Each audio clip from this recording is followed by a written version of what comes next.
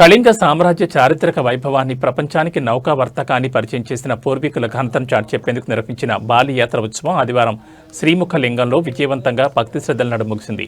కళింగ ప్రాంతం యొక్క ప్రాచీన నౌకా వాణిజ్య స్ఫూర్తిని ఈ ఉత్సవం మరోసారి సగర్వంగా ప్రదర్శించింది. శ్రీముఖలింగంలోని సుప్రసిద్ధ మధుకేశ్వర స్వామి ఆలయ సన్నిధిలో వంశధార నదీ తీరంలో ఈ యాత్రను గత ఏడాది మాదిరిగానే ఈసారి కూడా దిగ్విజయంగా నిర్వహించారు. స్థానిక మధుకేశ్వర స్వామి ఆలయం నుంచి సాయంత్రం వేళ ప్రారంభమైన వేడుక రాత్రికి ఘనంగా ముగిసింది. ఈ చారిత్రక వేడుకకు భక్తులు పెద్ద సంఖ్యలో తరలి రావడంతో ఆ ప్రాంతమంతా ఆధ్యాత్మిక శోభతో వెలిగిపోయింది. బాలి యాత్రలో ప్రధాన ఘట్టమైన వంశధార నదిలో అరటి తెప్పలు విడిచిపెట్టే కార్యక్రమం అత్యంత వైభవంగా జరిగింది. ఈ సందర్భంగా జిల్లా యంత్రాంగం పటిష్టమైన ఏర్పాట్లు చేసింది. జిల్లా కలెక్టర్ స్వప్నిల్ దినకర్ పుండ్కర్ పర్యవేక్షణలో ఎలాంటి అవాంఛనీయ సంఘటనలు జరగకుండా బందోబస్తు ఏర్పాటు చేశారు. నదిలో తెప్పలు విడిచిపెట్టే ప్రాంతాల్లో బారికేడ్లు ఏర్పాటు చేసి భక్తులు నదిలోకి వెళ్లకుండా కట్టుదిట్టమైన చర్యలు తీసుకున్నారు. ఈ యాత్ర విజయవంతం కావడానికి జిల్లా యంత్రాంగం, ఉత్సవ కమిటీ ప్రతినిధులు విశేష కృషి చేశారు. కలెక్టర్ స్వప్నిల్ దినకర్ పుండ్కర్ నేతృత్వంలో ఎమ్మెల్యే బగ్గు రమణమూర్తి అన్ని శాఖల అధికారులు సమన్వయంతో పనిచేసి యాత్రను విజయవంతం చేశారు.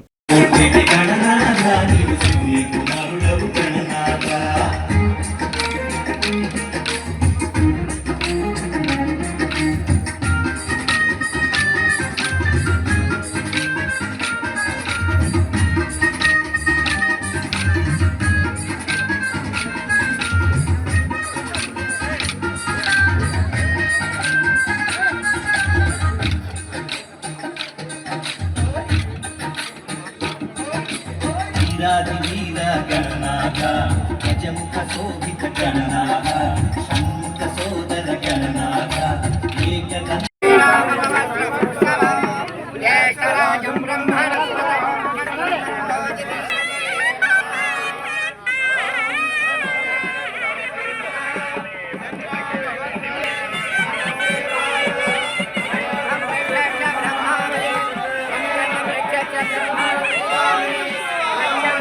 ఓం నమః శివాయ. ఓం నమః శివాయ.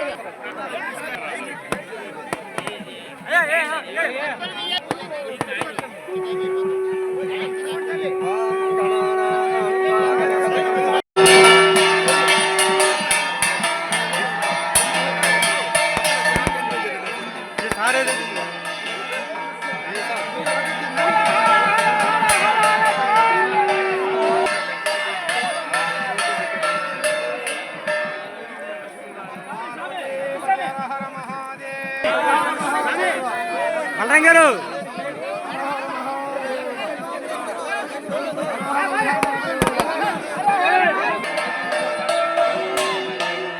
కార్యక్రమం ఎంతో వైభవంగా జరుగుతుంది. ప్రముఖులు ఈ యొక్క కార్యక్రమాన్ని హెచ్చరిక